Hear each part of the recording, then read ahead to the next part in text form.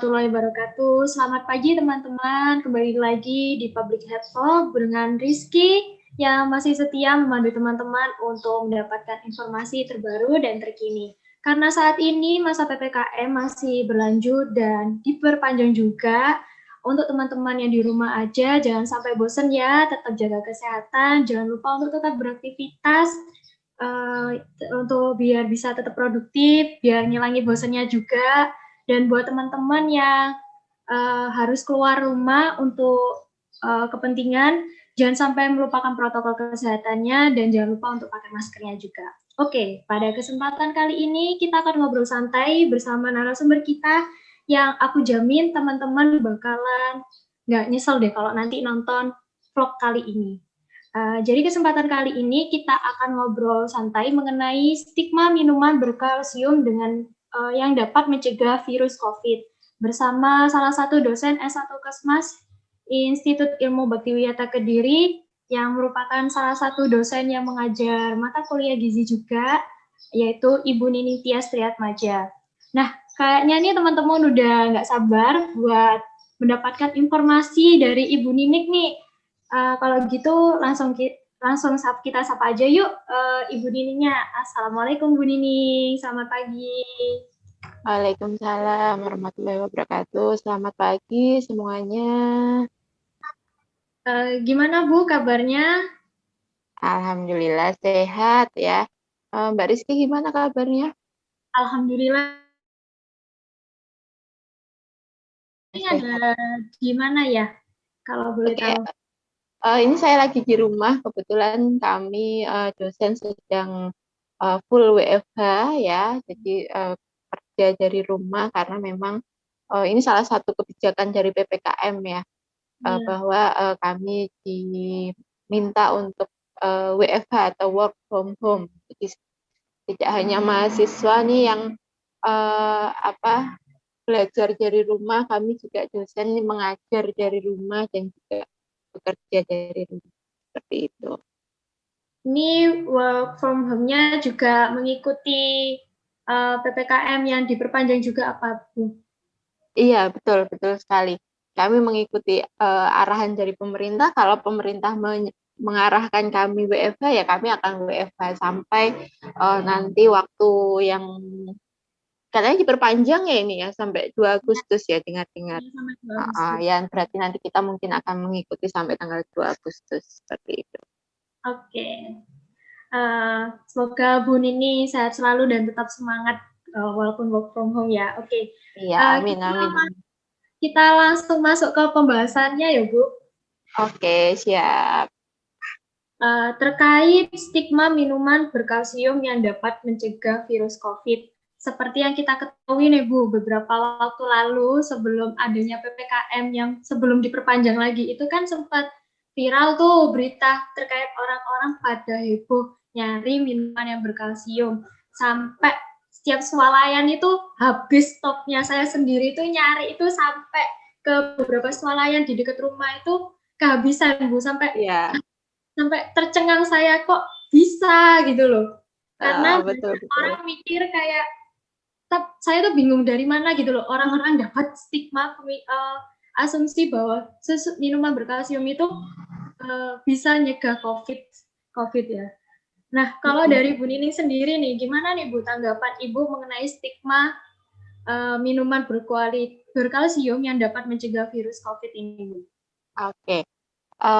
Jadi memang betul ya yang disampaikan oleh Mbak Rizky tadi. Sebelum kita PPKM itu kita dihebohkan berita adanya panic buying ya. Jadi orang-orang panik membeli segala sesuatu yang dengan berlebihan dengan tujuan mengantisipasi. Nanti kalau misalnya mereka nggak boleh keluar, jadi mereka harus nyetok di rumah seperti itu. Sebenarnya panic buying ini nggak hanya terjadi ketika PPKM ini ya. Awal-awal kita terkena COVID dulu juga ada kegiatan panic buying ini, yaitu waktu itu hand sanitizer dan juga masker ya. Jadi masker yang biasanya harga satu kotak itu berkisar antara 25.000 sampai 50.000, karena adanya panic buying ini semua yang punya uang membeli masker atau hand sanitizer dengan tujuan untuk nyetok, jadi harganya jadi naik nih ya kan waktu itu. Jadi harganya kalau kita lihat di marketplace itu bisa sampai 250.000 atau ada yang menjual sampai 500.000 karena saking langkanya produk tersebut. Nah, sekarang terulang kembali dengan produk yang berbeda. Kali ini produknya itu tadi Mbak Rizky menyebutnya minuman berkalsium. Mungkin saya bisa tegaskan lagi, mungkin teman-teman juga sudah tahu ya susu, tapi saya tidak menyebut mereknya ya, karena memang ini etikanya kita tidak boleh menyebut salah satu merek. Tapi lebih singkatnya adalah salah satu merek susu waktu itu ya. Jadi mereka berlomba-lomba untuk menyetok susu jenis X untuk di stok di rumah. Dan akibatnya apa? Barang tersebut langka. Ya, barang tersebut langka seperti yang dijelaskan Mbak Rizky tadi. Kalau misalnya barang tersebut sudah langka, maka harganya pasti akan naik. Ya, tidak semestinya harganya. Nah, memang perlukah seperti itu ya? Jadi kita kenal lah ya hal yang berlebihan pasti tidak baik ya. Begitu juga dengan pembelian seperti ini. Akibatnya nanti ketika ada yang memang benar-benar membutuhkan produk tersebut akan sulit didapatkan dan harganya pun juga akan mahal tadi. Itu efek dari uh, kepada perekonomian ya. Yang bisa membeli adalah yang intinya yang mereka berduit ya kan. Sedangkan kalau yang nggak punya duit ya nggak bisa beli karena nggak bisa nyetok. Selain itu ketika mau membeli harganya mahal. Nah itu berdampak pada perekonomian. Nah selain itu juga yang pasti pada kesehatan. Sebenarnya fungsinya apa sih minum susu untuk kesehatan? Kenapa kok mereka sangat mengistimewakan susu tersebut untuk kesehatan? Apakah benar susu tersebut itu bisa bisa mencegah atau kalau nggak mencegah ya mengurangi efek dari COVID. Nah, itu harus dilihat kembali. Jadi jangan kalau pendapat saya nggak setuju ya dengan adanya kegiatan panic buying produk apapun itu ya, salah satunya produk susu tersebut saya tidak setuju karena kita tidak tahu apakah produk tersebut memang sudah terbukti untuk mencegah COVID tadi, ya kan? Kaitannya kan ini mereka kan tujuannya membeli itu kan karena untuk pencegahan COVID ya. Belum ada penelitian yang dilakukan yang sudah bisa membuktikan efek dari konsumsi susu tersebut terhadap kejadian COVID, ya. Jadi ketika teman-teman di sini mungkin teman-teman sudah paham ya tentang uh, manfaat susu itu apa sih, kemudian kandungan susu itu apa sih. Saya rasa semoga teman-teman di sini tidak ikut-ikutan dalam kegiatan panic buying tersebut. Seperti itu Mbak Rizky. Oke, kalau dari segi gizinya nih Bu, apa memang benar nih minuman berkalsium itu dapat mencegah COVID? Oke, kalau kita lihat ya kandungan susu ini ya, kandungan susu secara umum ya, kandungan susu secara umum itu dia mengandung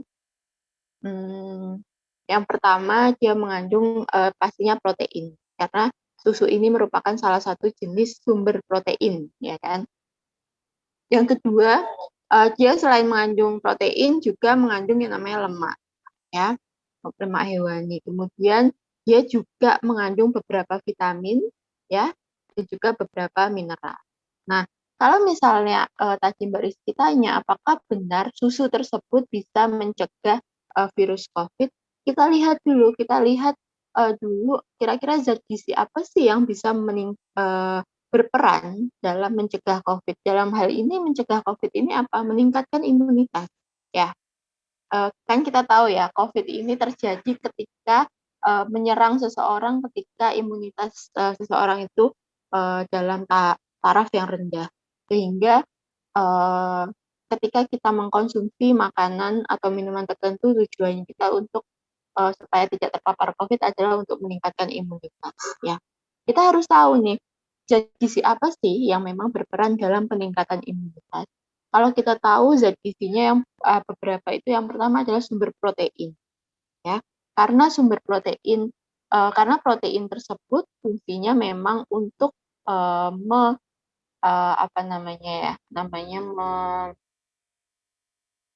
membentuk imunitas tubuh. Dia menyusun atau membentuk sel-sel yang fungsinya untuk imunitas, seperti itu. Kemudian zat gizi yang lainnya yang berperan adalah vitamin D, vitamin E, vitamin A, itu juga berperan karena dia bisa melindungi organ paru-paru kita dari yang namanya radikal bebas, gitu ya. Jadi kemudian juga ada zat-zat gizi yang lain, ya. Nah, ketika kita tahu zat-zat gizi tersebut yang berperan dalam peningkatan imunitas dalam rangka mencegah COVID, maka zat-zat gizi tersebut sebenarnya tidak hanya terdapat dalam susu saja. Ya, kalau kita mau mencari protein, nggak hanya susu dong, ya kan? Ada di telur yang lebih murah harganya, kemudian ada juga di daging, ada juga di ikan. Kemudian ketika mau mencari bahan pangan yang yang ada sumber vitamin D, vitamin E, vitamin A, vitamin C, itu juga kadarnya kalau kita lihat juga susu ini nggak superior kok, maksudnya nggak yang tinggi-tinggi banget gitu ya, kalau dibandingkan dengan bahan pangan yang lainnya pun juga nggak kalah bahan pangan ini terhadap si susu tersebut. Jadi kalau misalnya dari segi gizi ya memang dari segi nilainya ya memang susu ini mengandung protein yang bisa meningkatkan imunitas. Tapi saya tekankan kembali, protein itu tidak hanya terdapat pada susu, tapi pada sumber pangan lainnya itu ada. Ya, bahkan kalau misalnya seseorang itu tidak cocok minum susu, kita kenal ada kasus yang namanya intoleransi laktosa, di mana seseorang itu nggak bisa mengubah laktosa dalam tubuh, nggak bisa mencerna laktosa dalam susu tadi. Ya, maka akibatnya apa? Orang tersebut akan diare, perutnya kembung, dan juga masalah pencernaan lainnya. Mendingan kalau misalnya ada kasus kayak gitu, mendingan kan kita alihkan ke sumber protein yang lainnya, ya, seperti telur, seperti daging dan ikan tadi yang tidak menimbulkan alergi mungkin, atau juga harganya bisa terjangkau, seperti itu. Itu menurut saya, Mbak Rizky. Berarti kalau dari segi gizinya itu dilihat dulu kandungan apa aja yang bisa meningkatkan imun tadi ya, Bu?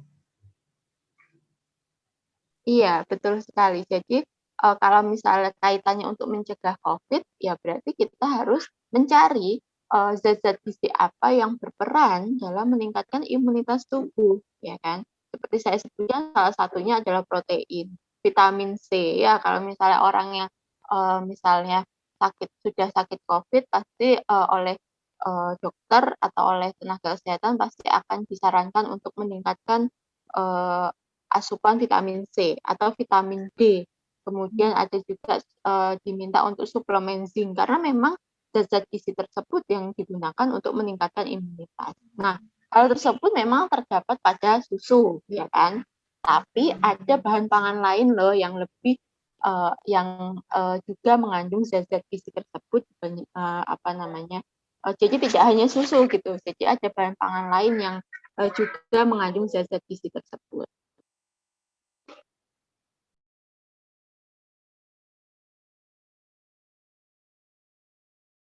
Oke, pertanyaan selanjutnya ya, Bu. Benarkah jika mengkonsumsi minuman berkalsium bisa memenuhi kebutuhan vitamin D seseorang tersebut?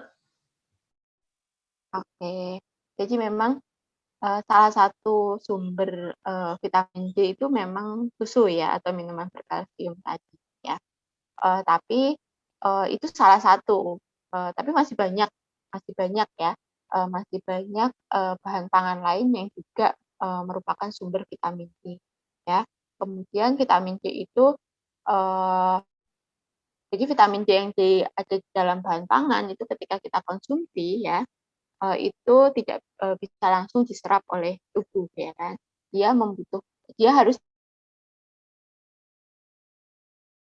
salah satunya diaktifkan dengan cara apa? Kita berjemur di bawah terik matahari. Makanya kan dianjurkan ya kalau misalnya dalam masa pandemi ini kita dianjurkan untuk banyak berjemur ya kaitannya untuk meningkatkan penyerapan vitamin D tersebut. Seperti itu. Nah, kalau minuman kalsium apakah bisa meningkatkan penyerapan vitamin D? Itu kebalikannya. Jadi vitamin D inilah yang dapat meningkatkan penyerapan kalsium. Gitu. Jadi mereka saling bekerja sama supaya bisa diserap dalam tubuh. Seperti itu. Jadi kalau misalnya apakah mengkonsumsi minuman berkalsium itu bisa memenuhi vitamin D? Bisa, tapi kan kita harus tahu ya, harus tahu berapa banyak yang harus diminum, ya kan? Berapa banyak kebutuhan vitamin D kita, berapa banyak yang harus diminum itu kan harus disesuaikan. Dan kemudian yang teman-teman harus tahu, vitamin D yang kita konsumsi dari makanan tersebut ya tidak bisa dia bekerja sendiri, ya kan harus ada zat-zat gizi yang lain yang bisa mendukung penyerapannya. Maka dari itu jangan hanya berfokus pada satu jenis bahan pangan saja, tapi makanya kita diperintahkan untuk dianjurkan untuk makan makanan yang beragam, gitu ya. Tujuannya apa sih? Karena tidak ada satu bahan pangan pun di dunia ini yang mengandung gizi yang lengkap selain ASI atau air susu ibu, ya. Hanya ASI saja yang mengandung kandungan gizi yang lengkap yang bisa memenuhi kebutuhan bayi. Tapi kalau misalnya nasi, apel, susu bahkan ya, itu tidak mungkin bisa memenuhi semua kebutuhan seseorang. Gitu. Makanya harus ada bahan pangan lain yang bisa saling melengkapi satu sama lain. Seperti itu ya. Apa kalau dari segi konsumsinya nih Bu, yang baik itu dalam sehari itu kita konsumsi kayak makanan atau minuman yang mengandung kalsium serta vitamin gitu Bu. Oke. Jadi kan tadi saya bilang ya bahwa satu bahan pangan itu mengandung kalsium dan vitamin D yang berbeda-beda atau zat gizi yang berbeda-beda. Jadi kalau misalnya teman-teman pengen tahu berapa sih saya harus minum susu, berapa sih saya harus makan ikan dalam sehari, berapa sih saya harus makan sumber ini dalam sehari, maka teman-teman harus tahu kebutuhan zat gizi teman-teman itu berapa. Nah, kebutuhan zat gizi teman-teman itu berbeda-beda. Ya, kebutuhan gizi saya dengan Mbak Rizky mungkin berbeda, ya kan?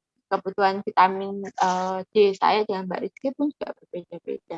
Nah, itu harus dilihat karena hal tersebut kan tergantung pada umur, ya, tergantung pada umur, tergantung jenis kelamin, tergantung dengan kondisi kesehatan kita. Kalau misalnya kita sedang terserang COVID, ya berarti ada peningkatan kebutuhan kalsium, vitamin D dan zat gizi yang lain, gitu ya. Setelah kita tahu nih berapa kebutuhan kalsium atau vitamin D atau zat gizi yang lain, misalnya Mbak Rizky kebutuhan vitamin C-nya misalnya vitamin C atau kita ambil contoh vitamin C aja ya, vitamin C misalnya vitamin C kebutuhannya sekitar 200 mg per hari misal. Nah, 200 mg makanan apa saja, misalnya di rumah Mbak Rizky ada jambu gitu ya. Nah, di rumah ada jambu itu kan sumber vitamin C ya kan. Nah, kita lihat satu buah jambu itu kandungan vitamin C-nya berapa ya. Oh, satu jambu itu ternyata sudah 200 mg lebih loh. Berarti ya wes untuk memenuhi vitamin C Mbak Rizky nggak perlu ada suplemen yang lain ya, nggak perlu ada penambah yang lain gitu. Nggak perlu ditambahkan suplemen vitamin C yang lain karena tadi sudah memenuhi dari buah yang Mbak Rizky konsumsi. Karena apa? Karena ketika kita berlebihan dalam mengkonsumsi zat gizi tertentu, yang pasti akan berdampak buruk bagi tubuh, ya. Jadi kalau misalnya saya ini menyambung karena ini kan kaitannya dengan pandemi, jadi selain ada panic buying tentang susu merek tertentu, juga ada orang-orang tuh panik untuk mengkonsumsi suplemen vitamin C, ya. Jadi suplemen vitamin C itu bagus, tapi ketika dia dikonsumsi dalam jangka waktu yang lama dan jumlahnya berlebihan itu yang nggak bagus. Kalau kita lihat satu tablet vitamin C itu biasanya berkisar antara 1000 mg, ya, 500 sampai 1000 mg tergantung dari vitamin C-nya, mereknya. Nah, apakah kita membutuhkan vitamin C dalam jumlah segitu banyak? Kan enggak, ya. Seseorang itu enggak butuh sebanyak 1000 miligram atau sampai 2000 miligram itu enggak, ya. Dan ketika dia nanti mengkonsumsi itu setiap hari dalam jangka waktu yang lama, ya, yang kasihan itu adalah organ-organ yang mengolah vitamin C tersebut. Ya, kalau kita kenal vitamin C itu kan vitamin larut air, otomatis dia harus dikeluarkan, kalau berlebihan tuh harus dikeluarkan dari dalam tubuh melalui organ apa? Salah satunya ginjal, gitu ya. Jadi memang kita bisa tidak apa namanya tidak tertular COVID karena imunitas kita bagus gitu ya misalnya. Nah, tapi bisa jadi setelah COVID ini kita akan mengalami gagal ginjal tadi. Karena apa? Karena kesalahan kita tadi gitu ya. Kita memang benar-benar pengen meningkatkan imunitas, tapi kita tidak tahu kebutuhan kita itu seberapa. Gitu. Jadi kalau misalnya Mbak Rizky tadi menanyakan saya, kira-kira berapa porsi sih yang harus dikonsumsi, ya tergantung dari siapa yang mengkonsumsi tersebut, kemudian kebutuhan gizinya itu seberapa, kayak gitu ya. Karena kita tidak bisa sembarangan minum suplemen dalam jumlah yang tinggi, kemudian misalnya minum sumber vitamin C, salah satunya adalah jambu atau jeruk misalnya. Dalam sehari biar meningkatkan imunitas makan 1 kilo jambu atau 1 kilo jeruk, kan nggak mungkin kayak gitu. Pasti itu yang disebut dengan berlebihan. Nah, itu nggak bagus bagi tubuh. Seperti itu ya Mbak Rizky ya. Iya benar Bu. Tadi sebenarnya udah mau tanya sih mengenai konsumsi vitamin C, tapi ternyata udah dijelaskan sama Bu Ningsih. Emang sih Bu, kemarin itu kan selain viral bahas susu juga viral terkait konsumsi vitamin C. Dan Betul. beberapa berita yang saya baca itu ada yang bilang juga kalau yang baik itu minum konsumsi vitamin C selama PPKM ini tuh 1 hari tiap 2 jam atau 3 jam sekali itu minum vitamin C. Kan Nah, itu kayak itu betul. waktu saya baca itu kayak, hah? Setiap 2 jam sampai 3 jam sekali minum, itu kasihan ginjalnya gitu loh kan. Yang ada itu bukan sehat, tapi makin sakit. Bener nggak kena COVID, tapi kena kayak tadi katanya Bu Nining tadi bilang kalau bisa aja kena penyakit ginjal. Iya, betul sekali. Kan kasihan. Jadi nggak hanya ginjal ya mungkin. Apalagi yang kayak tadi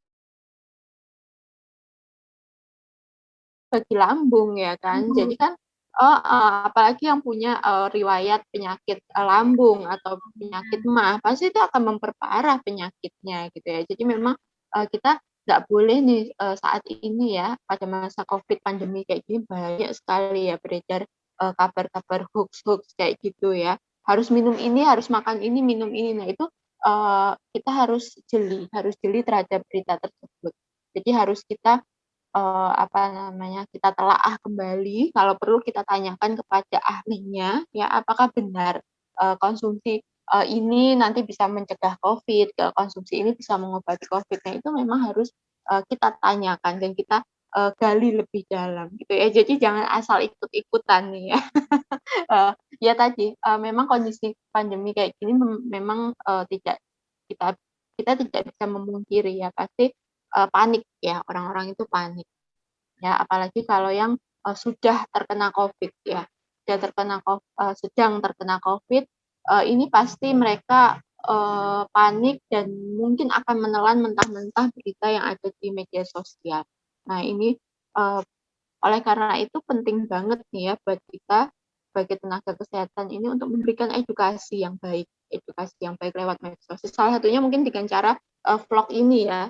Saya senang sekali ya mahasiswa berinisiatif untuk mengupas apa saja yang saat ini lagi ngehit ya, dengan tujuan untuk meluruskan berita-berita yang ada di masyarakat apakah sudah sesuai atau belum kayak gitu ya, karena kasihan masyarakat ketika mereka menelan mentah-mentah informasi yang didapat gitu ya, jadi bukannya malah sehat malah nanti sakit di belakangnya kayak gitu. Gitu ya Mbak Rizky ya. Bu, saya mau tanya nih, kalau sama konsumsi vitamin imunitas gitu Bu, kan ada juga kan vitamin penambah imunitas. Itu sebenarnya boleh nggak sih Bu konsumsinya itu dibarengin gitu? Apa harus dipisah Bu? Oke, jadi memang tergantung dari kandungan suplemen tersebut ya Mbak Rizky. Jadi memang kita jadi memang ada yang namanya interaksi antara beberapa zat gizi yang terkandung mungkin di dalam suplemen atau interaksi dari zat-zat aktif yang ada di suplemen antara yang satu dengan yang lainnya. Jadi memang harus tahu dulu kandungan apa yang ada di suplemen tersebut gitu ya. Salah satu contoh misalnya ketika misalnya Mbak Rizky minum susu itu mengandung kalsium, tapi Mbak Rizky juga mau minum suplemen tambah darah yang mengandung Fe atau zat besi. Ya, kalsium dan Fe itu ketika dia berinteraksi, kalsium ini akan menghambat penyerapan zat besi. Gitu. Jadi suplemen yang Mbak Rizky minum tadi, ketika minumnya berbarengan dengan susu, ya otomatis zat besi yang ada di suplemen tersebut tidak akan maksimal penyerapannya. Jadi ketika misalnya yang bisa diserap itu 50%, ketika ada susu jadi berkurang, jadi hanya 10% atau 5%, seperti itu. Itu contoh mudahnya gitu ya. Makanya kita kalau misalnya minum tablet Fe atau suplemen zat besi, kita tidak boleh dibarengi dengan susu. Atau misalnya minumnya sama teh, itu kan nggak boleh. Karena memang ada zat-zat yang bisa menghambat. Begitu juga dengan suplemen imunitas tersebut, saya kurang tahu isinya apa suplemen imunitas ini, ya zat gizinya apa, zat aktifnya apa, apakah bisa menghambat ketika dikonsumsi berbarengan dengan suplemen yang lain seperti itu. Yang pasti kan setiap suplemen yang dikonsumsi itu kan ada petunjuk penggunaannya, ya berapa dosisnya, terus kemudian kontraindikasinya dan sebagainya. Nah itu yang harus diperhatikan. Ya, yang itu tidak boleh dilanggar karena memang sudah ada penelitian sebelumnya yang sudah menguji keefektifan dari suplemen tersebut. Jadi kalau misalnya dosisnya sehari 2 kali, ya jangan coba-coba mengkonsumsi sehari 3 sampai 4 kali, itu berlebihan. Begitu juga kalau di petunjuknya itu ada tidak boleh dikonsumsi berbarengan dengan ini, yaitu harus dipatuhi hal-hal seperti itu. Gitu nggih. Oke Bu, terima kasih. Oke. Oke, kita lanjut ke pertanyaan yang selanjutnya ya Bu. Oke. Dari efeknya sendiri Bu, kalau terlalu banyak konsumsi, terutama konsumsi pada minuman berkalsium nih, misal sehari itu bisa habis 4 gelas, sehari 4 gelas gitu, gitu ada efek sampingnya nggak sih Bu? Oke. Jadi memang ketika kita ada konsep segala sesuatu yang kurang atau yang berlebih itu pasti nggak baik bagi tubuh. Itu berlaku untuk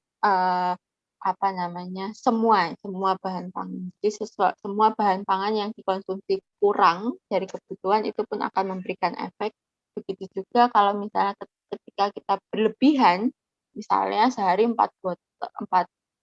gelas atau 5 gelas, maka pasti akan ada efek. Yang pertama apa? Kita lihat minuman berkalsium atau misalnya kita ambil contohnya susu tadi. susu itu kan nggak hanya mengandung kalsium, dia juga mengandung yang namanya kalori atau lemak, ya, atau energi. Ya, kalau kita misalnya rata-rata satu gelas susu atau satu kaleng susu atau satu satu karton susu itu sekitar 180 kilokalori. Ya, kalau misalnya kita minum 5 porsi atau 5 gelas atau 5 wadah tadi, kita kalikan sekitar 600 sampai 700 kilokalori ya, yang hanya dari susu itu. Itu kan tinggi banget ya kan kalau kita sehari minum 5 botol atau 5 gelas. Nah, artinya dari segi kilokalori itu saja sudah tinggi, 700 sekitar 600 sampai 700 ya. Tapi tergantung dari produknya ya, nanti bisa dilihat di nutrition fact-nya, dia mengandung berapa kilokalori. Kalau misalnya kita minum itu 600 kilokalori dan kita makan makanan utama tetap dengan porsi yang banyak juga, maka itu akan tertimbun di dalam tubuh. Ya, kalau menimbun banyak kalori efeknya apa? Nantinya kita setelah PPKM ini kita akan gemuk atau obesitas mungkin karena terlalu banyak konsumsi tersebut. Kemudian juga ketika kita mengkonsumsi makanan tinggi kalsium tersebut juga tinggi vitamin D misalnya, ya kan, tinggi vitamin D. Nah, vitamin D itu nanti kalau misalnya di dalam tubuh terlalu berlebihan dan melebihi kebutuhan zat gizi kita, maka dia akan ditimbun di organ kita ya, yang namanya hati, ya, karena dia salah satu zat gizi yang larut dalam lemak. Dia tidak seperti vitamin C yang ketika berlebihan dia dibuang melalui urin. Kalau vitamin D ini ketika berlebihan dia akan ditimbun di dalam tubuh atau di dalam hati. Nah, ketika kita terlalu berlebihan sudah minum minuman berkalsium yang mengandung vitamin D, kita misalnya minum suplemen vitamin D juga, itu kan berlebihan juga. Maka itu akan ditimbun dan menyebabkan organ hati kita bekerja dengan berat, jadi memberatkan kerja organ hati. Nah, itu juga nggak bagus, gitu ya. Jadi kita kalau kita mau mengkonsumsi segala sesuatu secara berlebihan, kita harus tahu kandungannya itu apa sih, kandungan dalam bahan pangan tersebut itu apa. Nah, kira-kira nanti efeknya apa saja gitu kita harus tahu, seperti itu ya. Jadi jangan sampai pengennya sehat, imunitasnya kuat, minum susu, jangan sampai nanti malah setelah PPKM, setelah pandemi ini dia malah obesitas. Nah, itu kan akan mengakibatkan masalah kesehatan yang baru lagi, kayak gitu ya. Seperti Mau itu. tanya lagi nih, kalau selain obesitas bisa nggak sih Bu orang tadi itu karena kebanyakan konsumsi minumannya itu kena diare juga, bisa nggak Bu? Bisa, jelas bisa. Yang pasti jelas bisa. Apalagi tadi seperti saya bilang kalau seseorang tersebut memang alergi susu sapi ya, minuman kalsium atau susu sapi ya pasti akan mengakibatkan diare. Dan jika memang organ usus kita itu kan mempunyai mempunyai kapasitas ya untuk melakukan penyerapan zat gizi seperti itu. Jadi kalau memang terlalu berlebihan akan menimbulkan masalah pada pencernaan. Jadi memang nggak perlu deh kita ya yang berlebihan kayak gitu. Kita harus bisa menakar berapa kebutuhan kita, berapa yang harus kita makan, berapa yang harus kita minum. Kita harus bisa seperti itu. Ya. Jadi kalau disimpulin ini, kalau katanya Bu Nining itu disesuaikan sama kondisi tubuh, disesuaikan Betul. juga sama kadar kebutuhan tubuh itu yang diperlukan untuk protein, kalsium, vitaminnya itu berapa, karena setiap individu itu berbeda juga. Betul sekali. Nah Bu, ada nggak sih Bu tips yang bisa diterapkan dalam kehidupan sehari-hari supaya masyarakat ini nggak terlalu berfokus atau nggak berpikir kalau minuman yang berkalsium itu bisa mencegah COVID? Ada nggak sih Bu, mungkin Bu Nining sendiri nih di rumah bikin apa gitu Bu? Mungkin bisa Oke, dibagikan. oke. Jadi yang pasti sebenarnya nggak hanya pas waktu pandemi seperti ini ya. Jadi ketika kita belum pandemi pun juga kita sudah dianjurkan makanlah segala sesuatu yang beraneka ragam, bergizi, berimbang. Nah, itu juga harus diterapkan di masa pandemi seperti ini. Gitu ya. Artinya makanlah yang beragam. Tujuannya apa tadi? Seperti yang disampaikan di awal tadi, bahwa konsep bahan pangan ini saling melengkapi satu sama lain. Antara bahan pangan yang satu mungkin kurang zat gizi tertentu nanti akan dilengkapi dengan bahan pangan yang lain. Jadi memang harus beragam, harus ada sumber karbohidratnya, harus ada sumber proteinnya, kemudian harus ada sumber vitamin mineral dari buah dan sayur, itu memang harus ada ya. Dan jangan berpatokan terhadap satu jenis sumber protein saja gitu ya. Jangan hanya berpatokan pada susu misalnya. Ya memang susu itu bagus ya, sumber protein, sumber kalsium, tapi ada juga bahan pangan lain yang mudah dijangkau, yang bisa memenuhi kebutuhan gizi kita. Itu yang pertama, beragam, kemudian berimbang. Berimbang itu apa? Tadi tidak berlebihan dalam mengkonsumsi bahan pangan tertentu, ya. Kemudian juga tidak kekurangan. Ini harus tadi sesuai dengan kebutuhan zat gizi kita. Kemudian yang harus yang bergizi ya. Jadi kalau di rumah, tentang di rumah makannya mie instan ya. Stres nih Bu, pandemi, saya stres menghadapi pandemi, nggak boleh main, nggak boleh kemana-mana. Akhirnya stres dilampiaskan dengan makan mie instan. Boleh, makan produk-produk instan tersebut boleh, tapi tidak boleh berlebihan. Ya, jadi tetap harus utamakan adalah makanan-makanan yang makanan-makanan segar, artinya yang tidak butuh pengolahan yang panjang. Ya, contohnya apa ya? Kita belanja sayuran, belanja apa namanya bahan pangan yang kita olah sendiri itu tidak membutuhkan pengolahan yang panjang atau proses pengolahannya itu enggak butuh yang panjang. Kalau semakin butuh proses pengolahan yang panjang, biasanya itu nilai gizinya akan semakin turun. Ya. Kayak misalnya makanan-makanan instan itu kan prosesnya panjang ya. Ketika di pabrik itu diolah, dikeringkan dulu, kemudian diolah sedemikian rupa, terus sudah jadi, ada pengawetnya juga, terus sudah jadi nanti ketika di rumah kita rebus dulu atau kita apakan dulu, itu kan butuh pengolahan yang panjang dan itu nggak bagus. Jadi pilihlah benar-benar makanan yang segar, artinya kita beli sendiri apa namanya bahan pangan tersebut di pasar ataupun di mana di supermarket, kemudian kita olah. Ketika kita olah, jangan lupa perhatikan juga sanitasi dan izin sanitasinya. Jangan sampai ketika kita ngolah sendiri kita malah keracunan, kan nggak lucu kayak gitu ya. Jadi memang harus diperhatikan kebersihan. Kemudian yang pasti tetap harus diimbangi dengan aktivitas fisik dan juga olahraga, itu penting sekali ya. Supaya apa, olahraga itu tidak untuk tujuan kita mau kurus, enggak, tapi olahraga itu bisa memaksimalkan penyerapan dari zat-zat gizi yang kita makan tadi, seperti itu.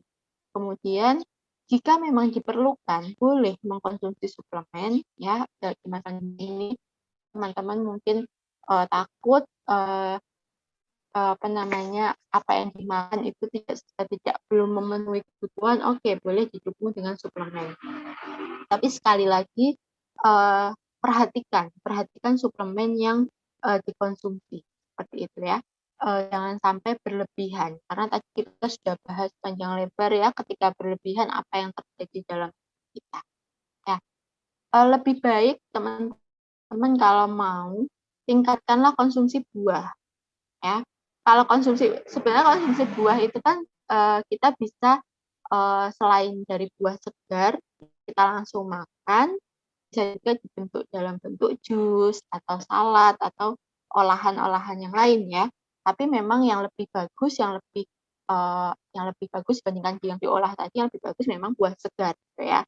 Jadi kalau buah segar kan cukup dicuci kemudian langsung dimakan. Tapi kalau misalnya harus di jus, harus tambahan gula. Nah, ini nanti resiko malah meningkatkan berat badan nantinya. Seperti itu. Jadi sayur dan buah jangan sampai ketinggalannya. Jangan sampai mementingkan suplemen dibandingkan buah. Jangan sampai seperti itu. Tetap harus suplemen itu diperlukan jika memang apa namanya dirasa makanan yang dikonsumsi itu kurang. Ya. Tapi kalau misalnya teman-teman bisa mengoptimalkan apa yang dikonsumsi, maka optimalkanlah yang dikonsumsi tersebut. Ya, efek sampingnya nggak seberat dari efek samping ketika kita berlebihan konsumsi suplemen. Seperti itu ya. Kalau misalnya teman-teman mengkonsumsi suplemen vitamin C, teman-teman hanya dapat vitamin C-nya. Ya. Tapi ketika teman-teman makan jambu biji, teman-teman nggak hanya dapat vitamin C-nya, teman-teman dapat serat, teman-teman dapat vitamin dan mineral yang lainnya yang tidak ada di suplemen tadi. Gitu. Jadi kalau kita bandingkan buah itu kompleks kandungannya dibandingkan dengan suplemen yang hanya mengandung 1 sampai 2, ada juga yang misalnya multivitamin itu bisa 3 jenis vitamin yang terkandung di dalam suplemen tersebut, tapi tidak selengkap buah atau sayuran yang ada seratnya, yang kita juga butuh serat tersebut. Seperti itu. Dan kemudian satu lagi tips yaitu jangan lupa jangan melupakan air ya. Nah, air ini wajib ya. Minimal 2 liter per hari. Kemudian juga jangan stres ya, jangan stres ya. Apalagi ini teman-teman yang kuliah online, aduh Bu, saya stres, saya nggak bisa kemana-mana, di depan laptop ngerjain tugas, terus dengerin kuliah dari dosen, saya stres. Nah itu kita harus bisa, ini kan sudah 2 tahun ya, kita pandemi ini sudah 2 tahun. Kita harus bisa yang namanya manajemen stres ya. Bagaimana ini kayaknya topik bagus nih nanti Mbak kalau diangkat dan mengundang psikolog ya, bagaimana kita cara memanajemen di masa pandemi ini. Kalau misalnya kita sudah stres, ya pasti dalam tubuh kita akan terganggu, organ-organ akan bekerja juga akan terganggu. Nah, itu juga akan tidak menyehat gitu ya, malah akan memperburuk keadaan. Seperti itu. Itu yang bisa saya sampaikan. Terima kasih loh Bu, tadi tipsnya yang dikasihkan itu cukup bermanfaat dan juga bermanfaat buat teman-teman yang nanti nonton ini gitu loh. Dan tadi yang terakhir tentang manajemen stres itu, ya sih Bu, sebenarnya saya 2 tahun di rumah, manajemen stresnya masih belum begitu baik. Iya. Nah itu harus kita harus bisa memanajemen stres masing-masing ya. Jangan sampai kita nggak terkena COVID tapi terkena stres sampai kayak gitu ya. Jadi kita memang harus seimbang semuanya. Bu, kalau misalnya nih konsumsi minuman berkalsium ini diganti sama kayak yogurt gitu tuh baik apa enggak, Bu? Oke. Bagus-bagus aja, sama mereka kalsium.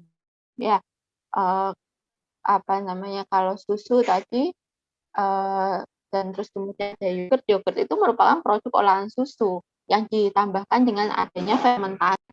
Bahkan adanya fermentasi ini juga bisa meningkatkan zat gizi tertentu gitu ya. Jadi yogurt ini pun juga ada keunggulan. Yogurt ini tidak bisa sembarangan konsumsi oleh orang, apalagi orang yang punya gangguan pencernaan ya.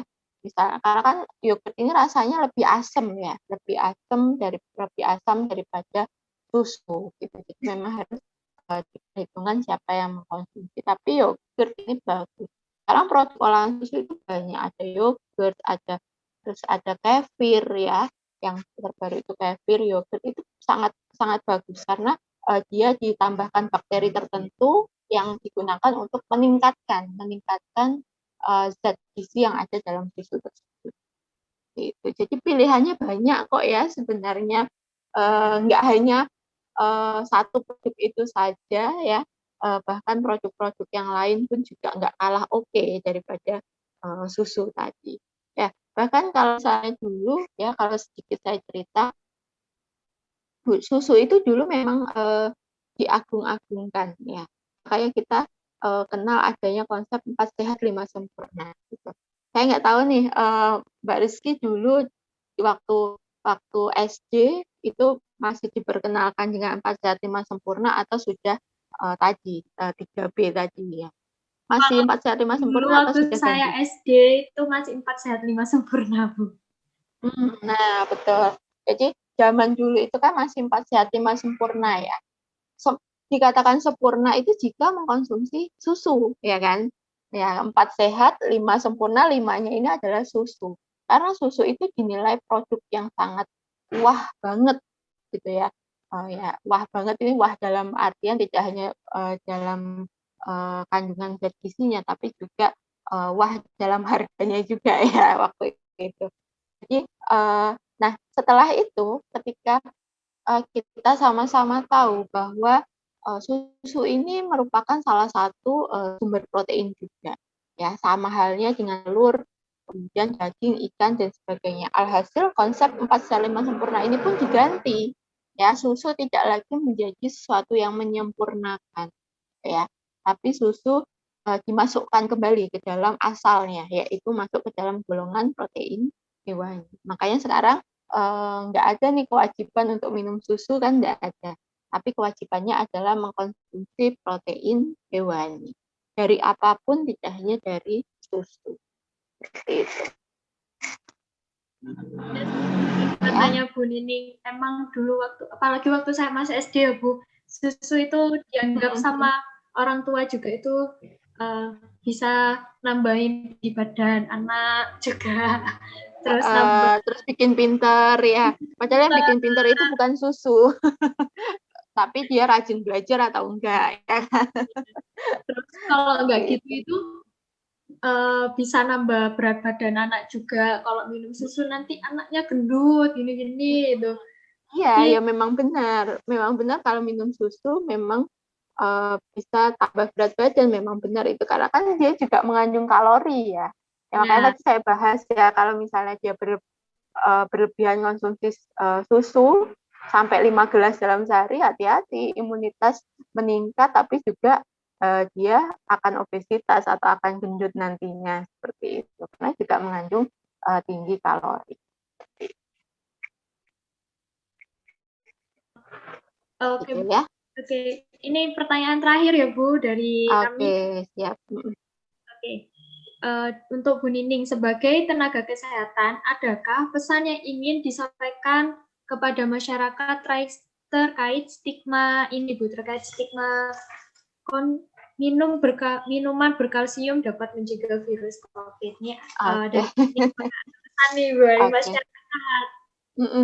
Oke. Jadi teman-teman sekalian, tadi kita sudah menyinggung banyak hal ya tentang apakah benar minuman berkalsium atau susu ini bisa meningkatkan atau mencegah COVID ya.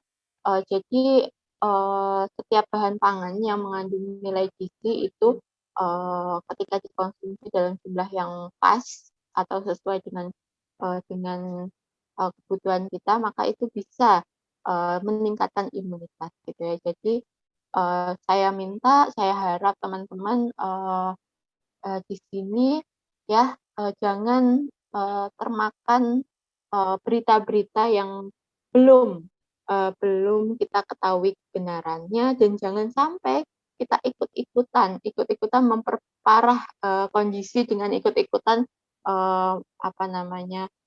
panic buying tadi, atau menimbun makanan, menimbun bahan pangan tertentu.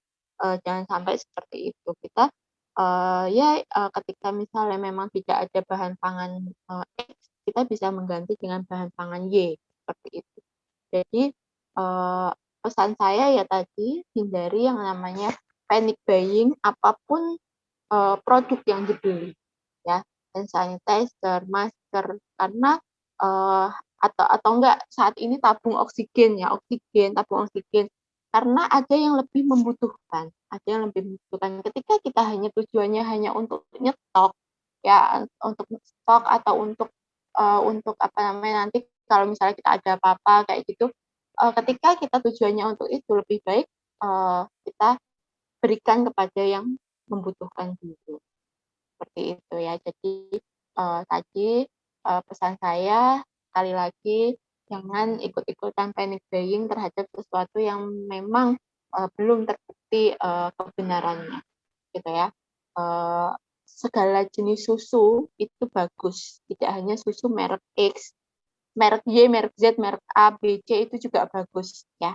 Ya, dia sama-sama susu, mungkin ada beberapa kandungan yang lebih tinggi di merek Y, mungkin ada kandungan yang lebih tinggi di merek Z. Nah, itu kita yang harus bisa membandingkan. Sekarang kan teman-teman bisa lihat yang namanya nutrition fact di belakang dari kemasan susu tersebut. Nah, itu bisa dibandingkan, bisa dilihat kandungannya, ya, supaya kita tidak hanya fokus pada produk tertentu saja. Seperti itu.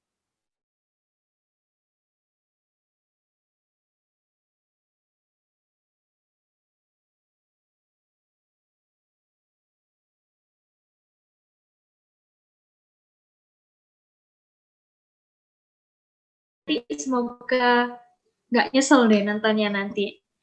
Oke, ya. Sebelum saya akhiri, saya mau memberikan kesimpulan ya Bu terkait obrolan kita yang sudah disampaikan oleh Bu Nining, yang bahwasanya kalau dilihat dari segi gizinya, minuman berkalsium itu dapat mencegah COVID apa tidak, itu dilihat dari pemanfaat imunitasnya, seperti kebutuhan seperti protein, vitamin, itu ditentukan dulu dari kebutuhan gizinya. Apakah itu udah memenuhi apa belum? Kalau cuma satu aja yang dipenuhin itu sama aja. Bisa aja kemungkinan imunitasnya bukannya memang bertambah, tapi tidak seimbang karena tidak adanya ke keberagaman konsumsi gizi lainnya. Lalu dari kalau konsumsi normal konsumsi untuk minuman berkalsiumnya sendiri itu kalau bisa jangan diminum berlebihan karena yang berlebihan itu nggak baik untuk tubuh juga. Niatnya mau sehat tapi yang ada nantinya malah kena obesitas. Bisa juga kena diare karena banyaknya konsumsi minuman yang berkalsium tadi. Lalu kalau dari efek sampingnya sendiri tadi yang disampaikan oleh Bu Nining juga adalah yaitu tadi adanya obesitas atau diare. Terkait tips yang diterapkan dalam kehidupan sehari-hari ini, tadi Bu Nining menyampaikan kalau saya simpulin itu konsumsi buah sayur itu jangan sampai ketinggalan. Boleh konsumsi vitamin seperti vitamin yang dijual-jual di luar sana, konsumsi susu yang berkalsium itu boleh, tapi jangan sampai ditinggalkan konsumsi sayur dan buah, apalagi di masa pandemi ini yang kalau tadi Bu Nining jelasin itu buah itu adalah yang paling baik untuk ini kalau dikonsumsi, dan buah sendiri pun dikonsumsinya pun bisa secara langsung, bisa diolah. Lalu selain konsumsi buah yang nggak boleh ketinggalan olahraga. Olahraga ini selain untuk menjaga kesehatan ini juga buat jaga tubuh biar tetap beraktivitas, bukan berarti di rumah aja cuma makan, konsumsi buah-buah yang sehat, makanan yang sehat, tapi nggak gerak, itu juga percuma aja. Nanti itu kasihan vitamin dan protein-protein lain yang udah dimasukin ke tubuh nanti malah jatuh nggak maksimal. Jadi jangan lupa untuk olahraga. Lalu konsumsi airnya jangan sampai ketinggalan karena kalau saya tahu juga itu kalau bisa di masa-masa ini tuh konsumsi airnya tuh jangan sampai ketinggalan biar nggak sampai dehidrasi juga. Lalu yang terakhir boleh kok konsumsi suplemen tapi asalkan suplemennya itu jangan sampai konsumsinya berbarengan dengan konsumsi vitamin. Nanti takutnya ada salah satu dari kedua suplemen atau vitamin ini nantinya malah cuma yang masuk tubuh itu hanya beberapa persen saja. Lalu dari Bu Nini sendiri memberikan pesan untuk masyarakat adalah untuk jangan ikut-ikutan panik terkait dengan kabar-kabar berita yang viral ini. Jangan ikut-ikutan panik, dicari dulu apakah yang sedang marak ini valid apa enggak. Kalau misalkan enggak valid, udah jangan ikut-ikutan, mending mencari solusi yang benar-benar sesuai dengan kebutuhan tubuh. Karena setiap orang itu konsumsinya itu untuk pemenuhan kebutuhan gizinya pun juga berbeda-beda.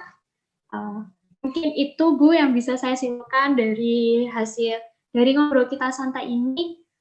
Semoga apa yang disampaikan Bu Nini pada kesempatan ini bisa bermanfaat buat teman-teman semuanya yang nonton nantinya, biar teman-teman juga itu nggak ikut-ikutan panik. Kalau misalkan nih ada hal-hal yang viral lagi nih, entah makanan atau apa, nanti bisa aja kan Bu, soalnya entah nanti ada yang isu-isu aneh-aneh lagi kayak kemarin. Semoga pesannya dari Bu Nining ini bisa jadi pandangan teman-teman buat jangan panik, tetap tenang gitu, nggak boleh ikut-ikutan juga. Seperti itu Bu. Pak Bu Nining mau ada tambahan lagi? Oke. Sudah, tadi saya meluruskan salah satu kesimpulan ya Mbak Rizky, tadi yang tentang suplemen, tadi yang perlu diperhatikan bukan berarti nggak boleh mengkonsumsi suplemen peningkat imunitas dengan vitamin tertentu, bukan nggak boleh ya, tapi harus dilihat kandungan suplemen tersebut. Jadi kita harus jeli dulu, harus melihat dulu kandungan suplemen tersebut apakah ada kira-kira zat aktif dalam suplemen yang bisa menghambat penyerapan dari vitamin yang kita konsumsi gitu ya. Jadi ada suplemen merek, misalnya suplemen A, terus kemudian ada suplemen B, boleh dikonsumsi barengan nggak nih gitu ya tadi. Harus dilihat dulu apakah zat-zat yang terkandung di dalam suplemen antara A dan B itu bisa saling menghambat atau enggak gitu. Bukan berarti nggak boleh ya, tapi harus dilihat seperti itu Mbak Rizky. Terima kasih Bu untuk kelurusannya tadi. Oke. Iya. Terima kasih Bu. Karena sama-sama. Kita sudah di akhir acara. Sebelum saya akhiri, saya mengucapkan terima kasih Bu Nining karena sudah menyempatkan waktunya pada pagi ini. Semoga apa yang disampaikan Ibu bermanfaat, barokah buat teman-teman semuanya. Amin. Amin. Semoga bermanfaat ya buat kita semua. Amin. Karena kita sudah di akhir acara, terima kasih juga buat teman-teman yang sudah setia menantikan dan selalu menyaksikan Public Health Vlog ini. Semoga dari semua episode sebelum-sebelumnya, semoga episode ini tuh benar-benar bermanfaat buat teman-teman. Kalian nonton ya teman-teman, ini benar-benar bermanfaat sekali, biar teman-teman sendiri pun juga makin beredukasi, mendapatkan edukasi yang jauh lebih baik lagi. Oke, karena kita sudah di akhir acara, terima kasih Bu Nining, terima kasih untuk teman-teman semuanya. Sampai bertemu lagi di episode Public Health selanjutnya, yang pastinya dengan narasumber baru dan topik yang baru, dan tentunya akan bermanfaat buat teman-teman semuanya. Oke, saya Rizky, mohon pamit dan undur diri. Sampai jumpa lagi ya. Wassalamualaikum warahmatullahi wabarakatuh. Waalaikumsalam warahmatullahi wabarakatuh.